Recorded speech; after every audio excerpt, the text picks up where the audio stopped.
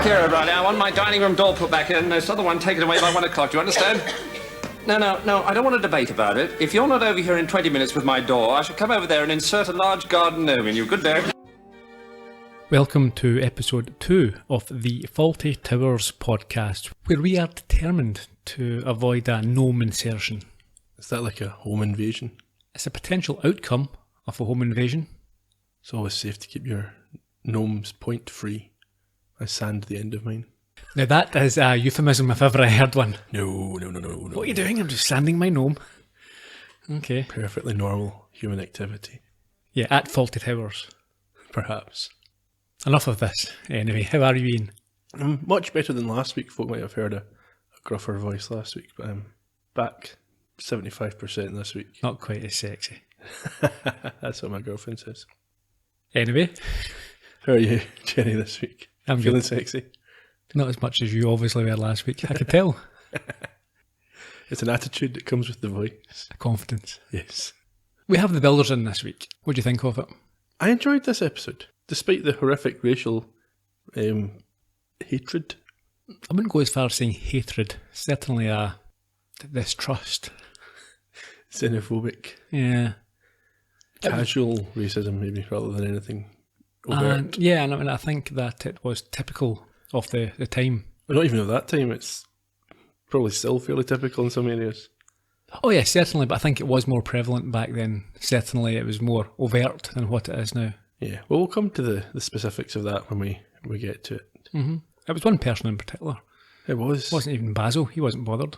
No. Well, if he was, he didn't say. Where do we begin this week? With a summary. Of course. As usual. Crack on. In The Builders, Basil and Sybil set off for a weekend away, leaving Polly and Manuel in charge of the hotel. Basil has arranged for the town's cheapest builders to carry out some renovations while they're gone, despite Sybil's instructions to use someone more professional. After an exhausted Polly puts Manuel in charge, the works begin. What could possibly go wrong? At Fawlty Towers, everything and anything. And they will. We're at the reception where we see Polly answer the phone and confirm to someone that the afternoon will be fine, and we discover that the address of the hotel is, what, can you remember? Oh, it's 16 something. Elwood Avenue. Yeah. And after hanging up, Basil and Sybil come down. We find out that they're getting ready to leave for a trip, and we see Basil putting the cases outside. It's apparently the first weekend they've had off since Audrey's hysterectomy. One of those famous dates in history. This is the first mention of Audrey, I think. It is. The phone call had been about the garden gnome famed from our opening clip. Yes, they're having one delivered. Now, Sybil gives her their destination address and says to call if Stubbs needs anything, but to try not to, as you mentioned, it's their first breakaway for a number of years. Yeah, she's pottering around at this stage looking for her golf shoes, so she's also going golfing while they're away. She greets the Major in passing. He's heading out for his breakfast. But Polly thinks she's got everything under control anyway. It's only the Major and the ladies who are in the hotel this weekend. That's a bit odd, is it not? Yeah. I suppose we don't know what time of year it is. But no visiting guests? Apparently not. Anyway, Manuel puts in an appearance. He's been learning a new English phrase. Yes, which he proceeds to practice on an impatient Basil, who wants him to shut up and clean the windows. What was the phrase? It is 1 moment and I will get your bill. And Basil doesn't, I think, realise he's practising a new phrase. He thinks he's just gibbering. Why would he say that to him at this stage? So, yeah, he's not happy with this. He just wants his instructions understood, and that is get the windows cleaned while we're away. Yeah, so Manuel's lack of understanding forces Basil to take matters into his own hands. What does he do? He literally lifts Manuel up under one arm, carries him through and rubs his hand on the window with a handkerchief, I think. Yeah, I think we're in the dining room. But before he can leave, he's approached by Miss Tibbs and Gatsby, who encourage him to get away to painting and enjoy the break. But he does mumble sarcastically that they are going together. Yes. He reminds the ladies that the men are coming to do work that afternoon, so if they want to eat, their dinner. I think he says Dindins. Yes. They need to go to the Glen Eagles. Yeah, we'll talk about that later. Okay, file it for trivia. And I think that at this point they tell him, they use the cliche, don't do anything that we wouldn't do. Yes. And he responds by saying, well, he won't, apart from a little breathing. Yes, he's not too kind to the poor ladies. He's away back through then to reception, leaving them to enjoy their breakfast. Yeah, where he moans to Polly about one of her sketches. Apparently it frustrates him because he can't work, he can't interpret it. Yeah, he properly. likes it. He thinks it's a good drawing, but he doesn't understand it. It's obviously it's a representation of him. It's garbage with a collar and tie, trying to dress itself up. Yeah, he doesn't see the point of it. And Polly asks him, what's the point in life? Yeah, that's a bit philosophical. He says he doesn't know, but they're stuck with it.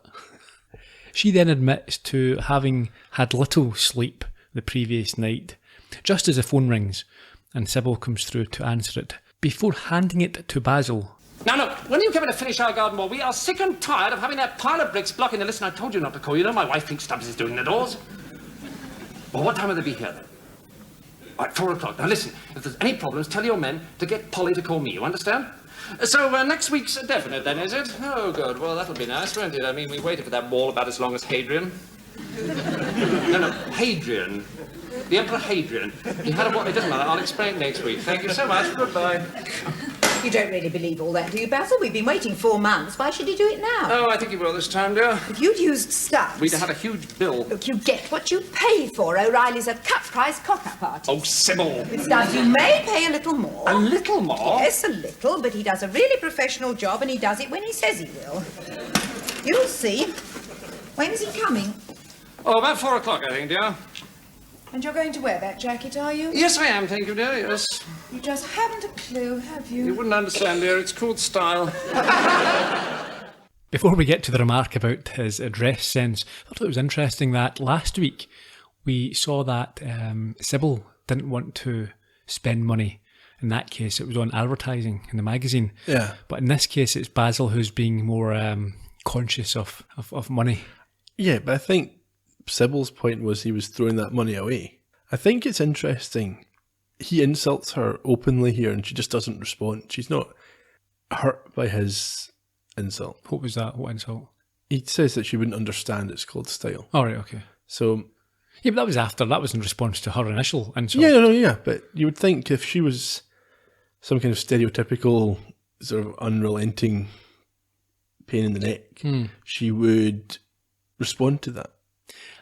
No, I think I get the impression that they're so used to this, biting each other, that it is water off a duck's They don't back. take it personally. No. I think that's quite interesting to note at this stage. It's quite early still in the show, so we're still kind of picking up on these little things between them. Mm-hmm. I think that's quite an interesting aspect of their relationship. Although they do throw these insults around, it's not anything that lasts or that they bear a grudge over or hold on to. Sure, I mean, I think it has to be written like that, because if not, then it would become abusive and bullying. As long as both parties are involved and don't take it seriously themselves, then you can get on board with the jokes and insults. Yeah, it's consensual. Yes, Always. pretty much, yeah. Although it does get a little bit more than insulting later on. Well, we'll get to that, I suppose. After Sybil heads out to the car, or I think their friends come for them, They do, yeah. Basil runs over the itinerary with Polly. Yeah, but before he does that, did you hear Basil remind Sybil to take her knuckle dusters with her? There's always he's got these, he will insult her openly, but he also likes his under the breath caustic barbs, doesn't he? I think they can be the funniest ones, actually. Yeah. You certainly get the impression that he's not a man who is thrilled with his marriage. No, and we shall discuss that in more detail next week, I think. Yeah. Anyway, where were we?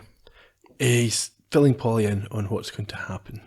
Yeah, that's a little bit unfair. So Polly was under the impression that Stubbs was carrying out the work, but Basil tells her there's been a change of plan.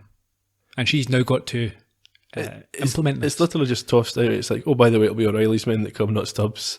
She's almost like an unwilling sidekick for Basil in these circumstances. Yeah, she's clearly uncomfortable in this situation because, as you can imagine, they are both her bosses. Yeah, she does say that if Sybil asks, she's not going to lie to her, but that's not what actually happens later on. No, and as Basil leaves, always like this, but he puts on a cap. A second cap. Well, he said a wee bit earlier he was looking for his cap. He mentions it, and whilst it was already on his head. At this point, Manuel returns and realises that he has forgotten to put Sybil's golf shoes in the car. But Polly, for some reason, tells her it's too late. Now, Basil wouldn't even have been down the stairs at the car at this point. It was literally seconds ago. No, I think you're misunderstanding how time works on this show. Yeah. They've compressed it into this one scene, but in reality, they're away. Okay. As soon as he goes out the door, they're away. It's interesting that Manuel recognises what the picture's meant to represent. Yes. Which Polly has pinned up in reception as soon as Basil went out. There is a passing of time. We're back at reception. Sort of a wibbly-wobbly, timey-wimey thing going on there. Polly is now drawing Manuel, who's in a very uncomfortable position. Yes, as he practices his English, and she tells him that she's going for a siesta later on. We learn here that Polly's fluent in Spanish. Yes. We didn't learn that in the first episode, but she tries talking to him in Spanish. He tells her not to because he wants to learn more English. But anyway, yes, she's, as you say, she's going for a sleep. Amusingly, Manuel realises it's the same word in Spanish. And she gives him precise instructions. Wake her when O'Reilly's men arrive. Simple enough, you would think. You would think so. Manuel is very proud at this point to take his place behind reception as the man in charge. Yes, he takes advantage of this position of authority, and he pretends to, I suppose, be Basil, answer the phone, dismiss people, shout for people. Yes, he does a little bit of mimicking. I think he declares it Manuel Towers. Yes. And a man comes in to deliver a giant garden gnome. Yes, causing some more communication misunderstandings. Yeah, he asks if this is the man who phoned at the start. That was obviously the setup for this joke when he got the address.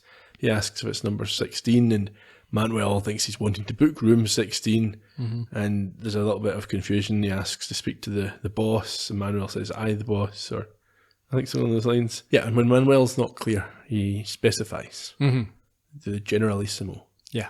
Which is obviously a Franco reference.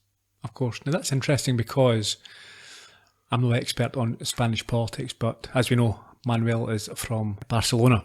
Yes. So would Franco be recognised as the real boss by my understanding Catalans? Is that the Catalans didn't have a great time of it under Franco, but I think that was just what he was referred to as one of the. That was his rank, and I think he just got referred to sometimes as the Generalissimo. So, okay. Obviously, Manuel thinks he's in Madrid, but not for much longer because he died a couple of months later. He did.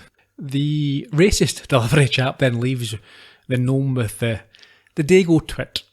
Yeah, we can't say that. Well, you can because you're quoting that guy, but it's a very unpleasant term and you shouldn't be using it. You don't really hear it anymore, do you? Yeah, you used to hear it that it would have the word greasy ahead of it. Ah, yeah. But I'm not sure where that came from, and I've never used it. I don't think I ever would. It seems quite offensive. Again, sign of the times. The phone rings. Yes, just as O'Reilly's men appear in reception, and Manuel abruptly tells the caller that Basil is not there. I think that's who we're to assume he's looking for. Yes, he hangs up and identifies these workmen as O'Reilly's men after a brief discussion of his pronunciation of O'Reilly. Well, yeah, there's a bit of tension until the workers realise that when Manuel says Orally, he means O'Reilly. And they too get involved in a bit of racial insulting. Did they? I didn't even catch it. I think it says, daft as a brush and all that, simply because he was foreign. Anyway, he follows his instructions and goes to wake Polly, and I think for the first time we see the upstairs of the hotel. Well, yeah, before he actually gets up there, the phone rings again, and he quickly tells the caller that they have to wait. You wait too, and he hangs up. Even the builders find this customer service somewhat lacking. And as you say, we're upstairs for the first time. I presume this is where Polly lives. Yeah, because it wasn't an empty room. Yeah, it was full of stuff. So we know that there are only, 22 rooms? I don't know if that includes Polly's room or not. Yeah, but when you see upstairs, there's not that many doorways. I know, but maybe there's another floor above that. Possibly. Or a corridor that you can't see. Yeah, maybe behind the camera it continues, yeah. Anyway, Manuel He can't bring himself to wake the sleeping Polly. No, so he heads back down to the again ringing phone and again abruptly tells the caller that Basil is not there before hanging up. He's getting frustrated with this person who keeps phoning. Yeah, well, I think he's starting to feel the pressure. Yeah. He asks the men to confirm they know what they're doing, but I don't think he quite picks up on their chat because they're talking about work that certainly isn't what Basil had in mind. Yeah, well, I don't think he can pick up on the specific words and what they're saying. However, they have an air of confidence about them, so I'm assuming Manuel thinks that everything is under control from their end. One more time, the phone rings. Yes, tell me what happens. Manuel, frustrated, shouts at this man and says, "Where are your ears, you great big half-wit?" And at this point, he suddenly comes to an epiphany. Yes, he realises that it is in fact Basil on the other end, and he throws it to the receiver to the He ground. throws it away. He's like, "Ah." So after apologising and listening for a few moments to what Basil tells him on the other side, he repeats what he is instructed to do. Basil's told him to summon the man with the beard and tell him he is a hideous orangutan. What does this result in? The man, presumably to Basil's delight, punches Manuel in the face. And we hear Basil's voice over the phone saying, "Thank you, Manuel. Very well done, Manuel." Yes. A little later, I again think at it's the reception. next morning. Yeah. See, I've taken a note here. I'm not sure when this is meant you to see be. Polly waking up and it looks like it's... No, but Polly wouldn't have slept all night. It makes sense that it's the next day. That's why Basil's coming back. Otherwise, none of the rest makes sense. Why would they be back? Let's say... Because... What's he back? Okay, so why is he back? He's back. That's them. They had their overnight. And Sybil's going golfing with her friend. So he's come back. But then Sybil shows up. She doesn't have her golf shoes. I assumed it was the same day, and perhaps Basil was back. No, because Sybil comes in for her shoes and says she's going golfing. Yeah. And she wouldn't be going golfing at 6 or 7 at night if the men came at 4 and they finished the work. Okay, if it's summertime. I don't think so. They say it's Sunday. So I think they left on Saturday and this is Basil coming back on the Sunday morning. Okay. But like early, it's early and it's like 7 o'clock or something. I think the whole point is it's not clear, and I've said that last week as well in the first Yeah, time episode. is a... Yeah. It's a vague... Big concept here, Yeah. yeah. In any event, we initially see Polly continue to sleep as Basil returns, and then he comes into reception and shouts for her because something has gone horribly wrong. Yes, and I think Polly is able to work out that things aren't great immediately, and she tries to hide from Basil, but he spots her. She hides behind the new door that's been put in the bottom of the stairs. Yeah, leading to Basil grabbing her by the ear, Wouldn't be allowed nowadays. and then he questions her about the door. I don't know. Why don't you know I left you in charge? Well, I fell asleep. You fell asleep? Well, it's not my fault. You fell asleep and it's not your fault? He forgot to wake me. Who forgot to wake you? It is my fault. Manuel! I knew it, Manuel! Don't blame him. Why not? It's not really his fault. Well, whose fault is it then, you clothy-eared bint, Dennis Comptons? Well, you hired O'Reilly, didn't you? I mean, we all warned you. Who else would do something like this? I beg your pardon? You hired O'Reilly. Oh, I see, it's my fault, is it? Oh, of course. There I was thinking it was your fault because you've been left in charge, or Manuel's fault for not waking you, and all the time it was my fault. Oh, it's so obvious now. I've seen the light. Well, I must be punished then, mustn't I? You're a naughty boy, Fawlty. Don't do it. Don't. She's going to be back at lunchtime. Now, wait. Look, I'm a dead man. Do you realise? Easy. You're dead too. We're all dead. Don't panic. What else is there to do?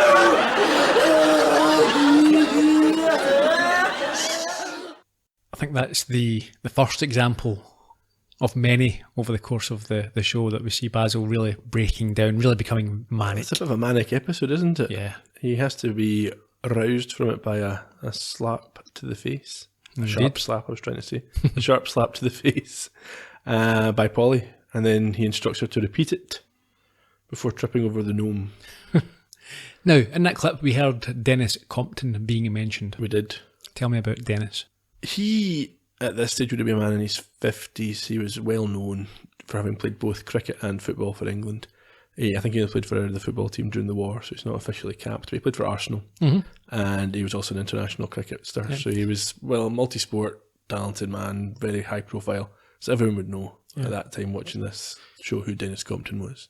You wouldn't get that these days, someone playing international cricket and football. Although, by all accounts, both Neville brothers were close to it. They could have picked either sport.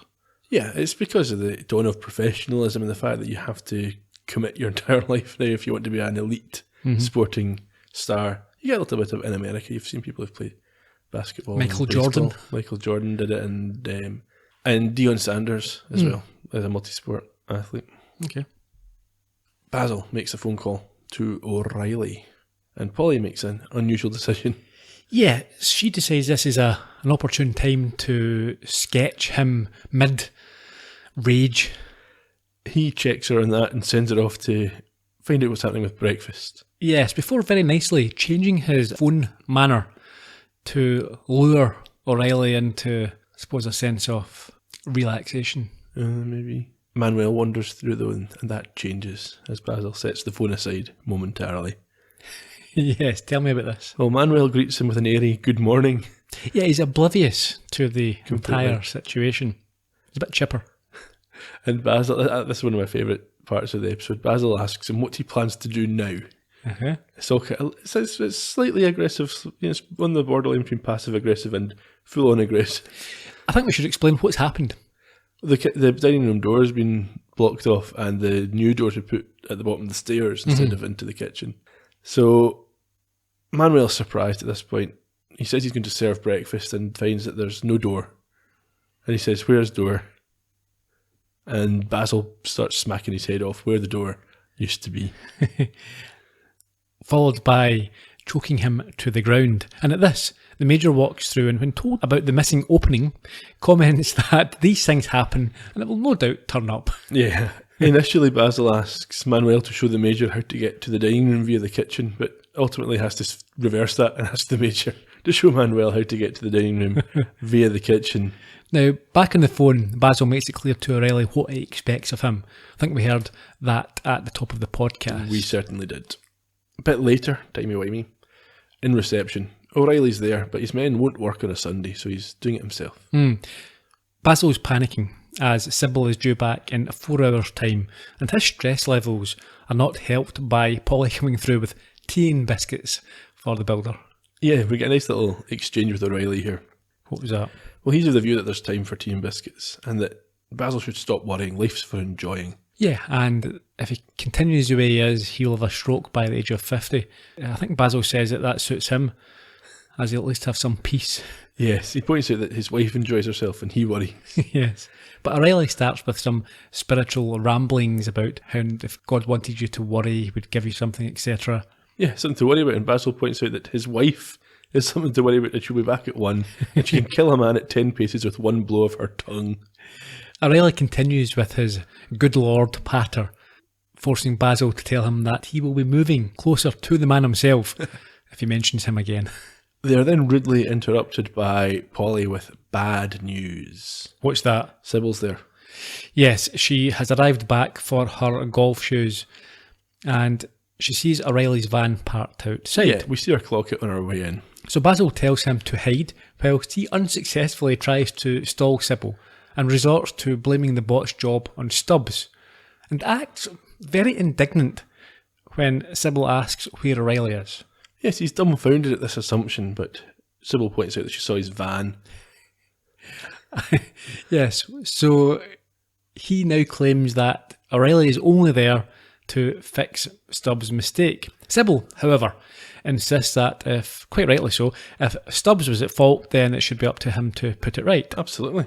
Basil tries to put her off from phoning Stubbs by saying he's already tried a couple of times and he couldn't get hold of him. That's why he's gone to O'Reilly. But this doesn't stop her. No, it doesn't placate her at all.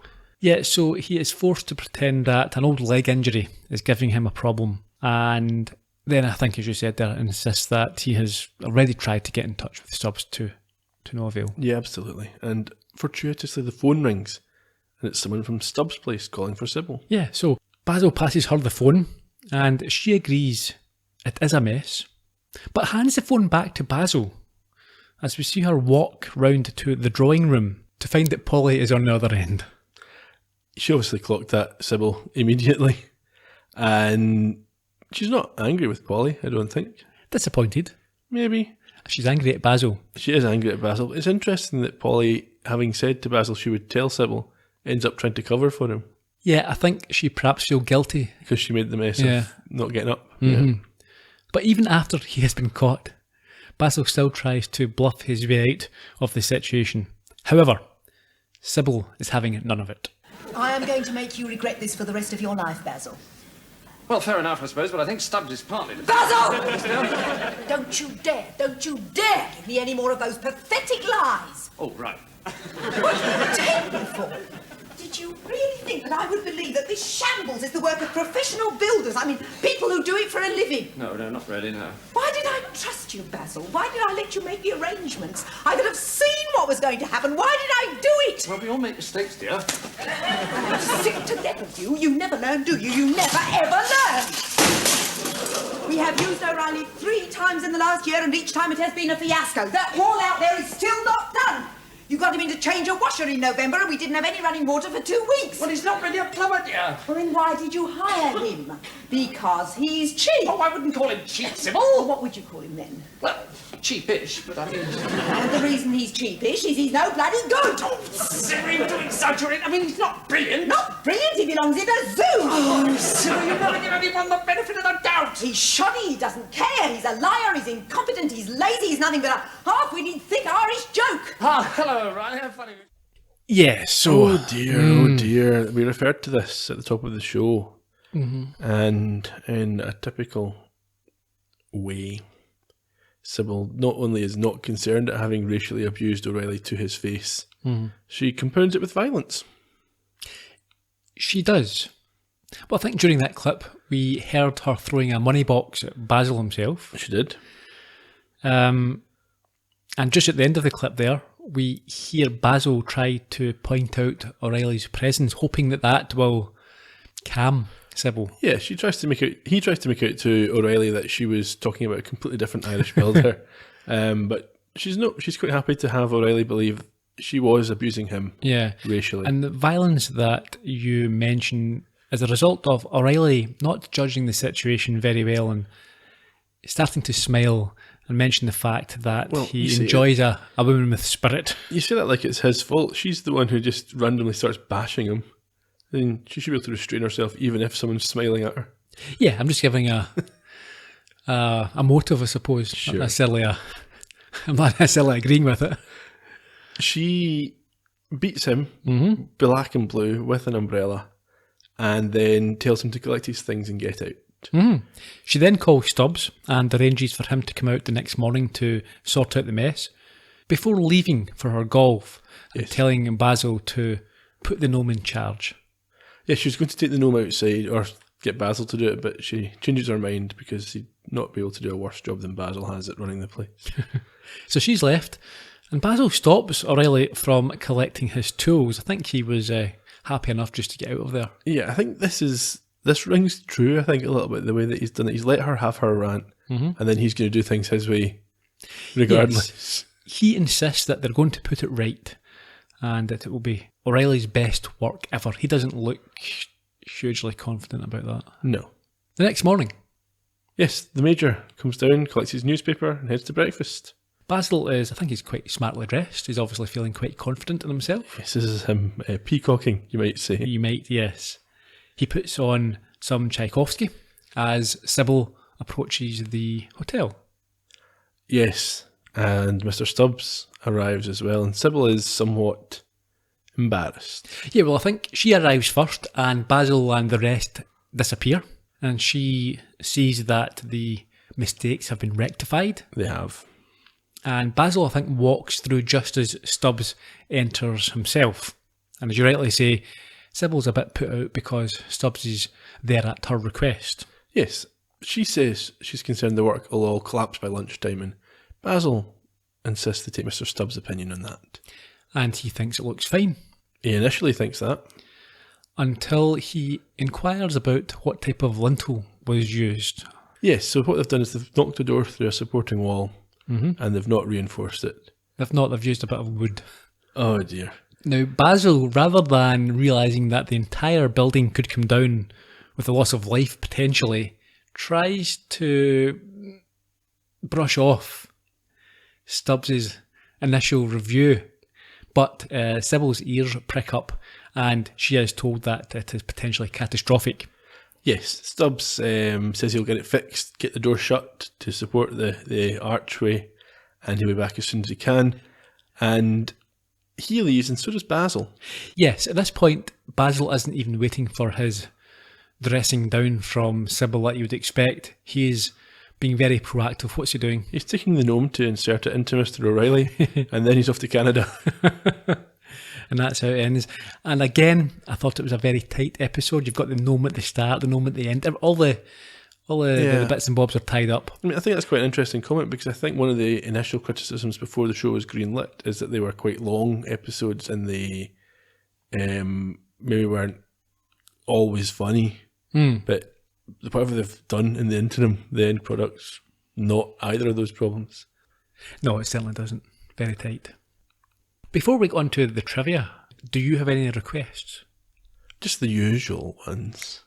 So it's very important to us if people could please rate this podcast and review it on Apple Podcasts or iTunes. Those are the platforms that make the biggest difference, because so many other providers pull from them.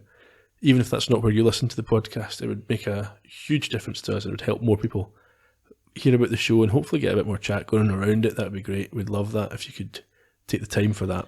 If, like myself, you don't have an Apple account or you don't use Apple products, ask your mate, your girlfriend, your mother, your Or kid. just steal their phone and do it when they're not looking. Use the podcasts app. It's Go into fine. one of those Apple stores and pretend you're going to buy. Browse and then just create an account and use their... Yeah. Anyway, probably not that, because you need a credit card. But Okay, whatever. if you just want to chat about the episode with us, the best place for that is on the website, fawltytowerspodcast.com. There's a separate post up for each episode where you can talk about the podcast, or you can even more likely talk about the Fawlty Towers episode, your memories of it, what it means to you, and what you like and don't like about it. And for snappier comments, Facebook and Twitter are available. We're at Fawlty Podcast on both of those. Well done, job done. Yeah. Trivia. The episode was first broadcast on BBC Two on the 26th of September 1975. You were just young then. Wasn't even born. Brilliant. David Kelly, a familiar face, played O'Reilly. He died in 2012, aged 82. So he looks like an older man in this episode, but he could only have been in his late 40s, early 50s. Yeah, 52, I guess. Exactly 30 years. Yeah. You may have seen him as Grandpa Joe in Johnny Depp's Charlie and the Chocolate Factory. He was also in Waking Ned, Mean Machine, Upwardly Mobile, Singer's Day, Whoops Apocalypse, Cowboys, Robin's Nest, Emmerdale, and Mammy. Not mine. No. Okay. Better clear that up for me. I would have liked to have seen him in there. Yeah. He was married to the actor Laurie Morton, and he's been quoted as saying that, "I've been 52 or 53 years on stage, and yet Fawlty Towers, those full 9 minutes, make me recognised anywhere in the world." That's quite good. It's a nice little comment about the show, I think, as well. Yeah. James Appleby played Stubbs. He died in 1992. He also appeared in Doctor Who, Bless This House, Dixon of Dot Green, Z Cars, and The Newcomers. Michael Cron was Murphy, that was the bearded fellow who punched Manuel. Okay. Born in 1942, he has recently been in Merlin, Citizen Kane, Casualty, The Bill, The Gentle Touch, Out of Bounds. But for me, he will always be Bullet Baxter, the PE teacher from Grange Hill. Childhood memories there. Yeah. And apparently, he's a fairly successful children's author with a number of books published. Impressive. Now, if I had Michael Halsey here, he played Jones, one of the other Riley builders. Don't think he said anything. Okay. But the reason I've mentioned him is, again, childhood memories for me. He died in 2017, but he was pretty big, or he was pretty prolific in 80s American TV, and in fact, up until his death. So, you may have seen him in Pretty Little Liars, Boardwalk Empire, Alias, Perry Mason, Matlock, Father Dowling, Moonlighting, Scarecrow and Mrs. King, Magnum, Airwolf, The A-Team, or Heart to Heart. That's quite a list. Yes, for some guy who was just third builder in one episode of Fawlty Towers. There you go. Okay, what trivia do I have? Apparently this is well known to be John Cleese's least favourite episode, and I think he blamed it on the atmosphere during recording because they had a number of members from the Icelandic Broadcasting Corporation on a visit, and I don't think they got or certainly showed that they understood the humour. They didn't have a staunch British response to the jokes. Probably in their favour, they weren't necessarily anti-Irish. Perhaps. So we mentioned Gleneagles earlier on. Yep. That was the hotel that Donald Sinclair owned, and he, as many will know, is the inspiration. The Gleneagles Hotel is the inspiration for Fawlty Towers. And also, at the very end, Basil talks about going to Canada. Yep. That's what Donald Sinclair did. He emigrated there.